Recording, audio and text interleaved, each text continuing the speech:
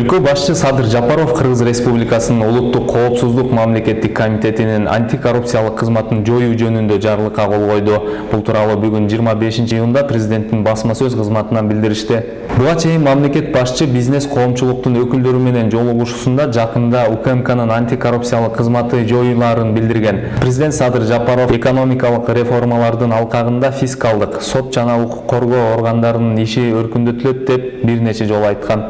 Биринчи кезекте мамлекеттин бизнеске кийлигишүүсүн азайып, ишкерлер үчүн жагымдуу чөйрө түзүү үчүн баардык күч-аракеттер жумшалат. УКМКнын антикоррупциялык кызматынын жоюлуусу бул багыттагы чечкиндүү кадамдардын бири экени белгиленген. Ушул жарлыкты аткаруу максатында Кыргыз Республикасынын министрлер кабинети жана Улуттук коопсуздук мамлекеттик комитети зарыл болгон уюштуруу чараларын көрүү тапшырылды деп айтылат маалыматта. Сапат Кыргыз-Түрк лицейин бүтүрүүчүлөрү, окуучулар жана алардын ата-энелери 25-июнда Сапат эл аралык билим берүү мекемесинин президенти Орхан Инандыны табууну талап кылып, кайрадан өкмөт үйүнүн алдына чогулду.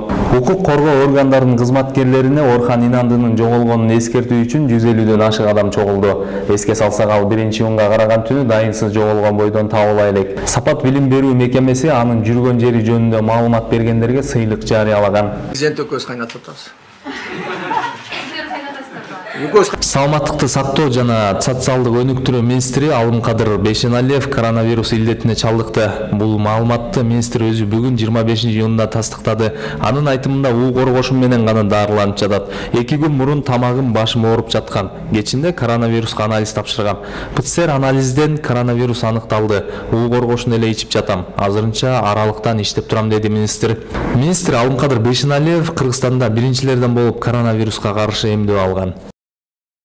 Мамлекеттик салык кызматы жыл башынан бери мыйзамсыз жүгүртүүдөгү 262 000 бөтөлкө алкоголдук ичимдикти таап тартып алды.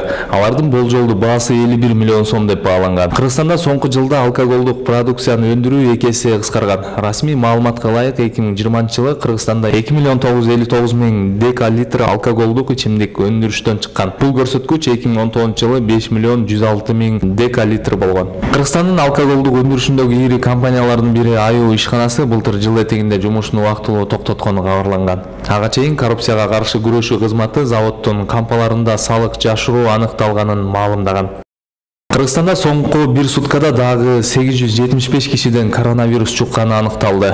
Ооруп жаткандардын арасында 6 адам көз жумганын COVID-19 каршы республикалык штаб 25-июнда кабарлады. Ооруканада жаткан 2700дөн көбүрөөк адамдын 1000ге жакынын абалы оор. Саламаттыкты сактоо жана социалдык өнүктүрүү министрлиги кабарлагандай, өлкөдө COVID-19 вирусун жуктургандардын расмий эсеби 25-июнда 119 000ге жетип калды. Алардын 107 000ден көбүрөөгү айыгып, 1964 каза болду. Кыргызстанда коронавирустун 3-чү толкуну курчуп, күнүгө жүздөгөн адамга оору жугуп жатат. Вируска чалдыккандардын теңден көбү Бишкекте жана Чүй областында катталууда. Ош, Жалал Абад областтарында да кайра күчөп баратат. Башка аймактарда да абал дурус эместигин адистер белгилешүүдө. Өлкөдө вакцина алгандардын саны 100 000ге жетти. Кыргызстандыктарга Кытайдын жана Орусиянын вакциналары сайылууда.